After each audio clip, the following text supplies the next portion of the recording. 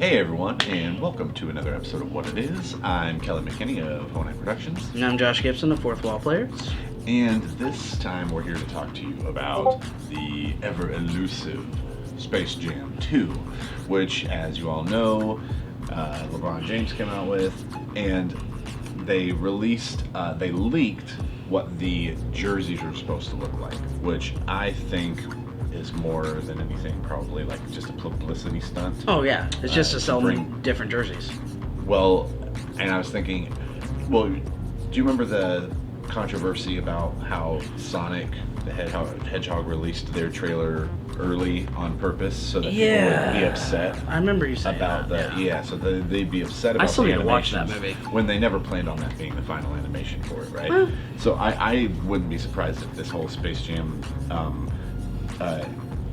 jersey going overboard Isn't the actual jersey. Oh yeah, and more so that it's like a concept jersey that they've released or something that they're playing with before they get back on set, something like that. So what's funny though is that we're taking a look at Space Jam and sort of the history thereof of its development and the sequel, because we are more concerned with what the story is going to be, because like when it comes to LeBron James and Michael Jordan and all of these sports folk going to become actors in a movie, I'm not like gonna be. I'm already expecting cringeworthy lines from an actor. Okay, that's not an actor, but instead an athlete. So it's more so, are they going to give us the feels that we had when watching Space Jam when Bugs Bunny and everyone else is interacting? Because that's what they have to. That's the element they have to bring to it. So we take a look at this. It's like the sequel to Space Jam was planned as early as 1997, right? And in the beginning, they were looking at a villain named Berserko. But now, and then it also resurged in 2014. But Yeah, we're still going with that one, I think, the 2014 one. Yeah, because LeBron James has been trying to make this thing forever. Right, exactly. Yeah, and so let's see. To produce the script.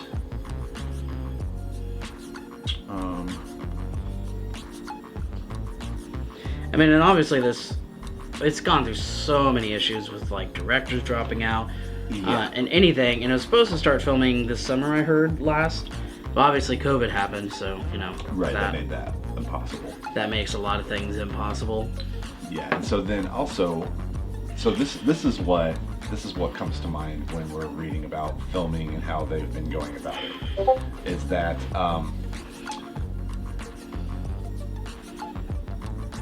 so they're talking about crossovers and it featuring stuff from other Warner-owned properties, which to me is a warning sign that they don't have a well-developed enough plot that they now have to rely on.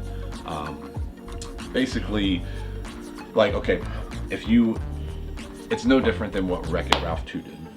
Yeah. You know what I mean? It's like, oh look, this has all of the Disney princesses in it, I'm not Star saying Wars and Marvel. I'm not saying it. Sorry, guys. Well, they have all of these product placements. Yeah. That's supposed to intrigue us in case you don't care about Wreck-It To get Ralph. fans from all of these things. Yeah. Exactly. And they did that because there's so many holes in the story that we don't care about. We have to have something to entertain us in between or to bring us to fill in the scenes. Maybe they did film it. March 2020, photos taken on set and a brief recording of the rap party.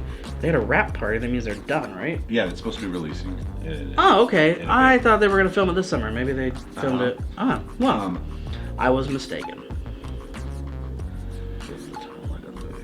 Space Jam. Okay. Yeah, and so apparently they were filming for 14 hours a day when they were doing it. So this is my concern, though. Much like the whole Lizzie McGuire reboot, and people leaving for creative differences, that's what we had going on here in 2019. Like in 2019 or whatever. Doesn't that I feel like that happens in almost every movie now. Yeah, Nance left the project because he and the studio / producers had different takes on the creative vision for Space Jam 2. So is it really just the studios are that bad, or is it the directors are just becoming more diva? I don't know. I like the.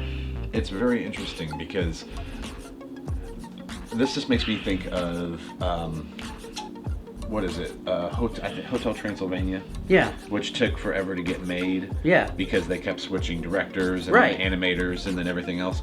And that's one of those that actually came out all right. Right. Which so is I rare. Guess it's a bad example, right? Yeah. Bad example. But Thor: Dark World. Okay, Thor: Dark World. There we go. That's a good. There we go. Yeah, and it came out with 2 different looks and feels. Mm-hmm. You know what I mean? For instance, so.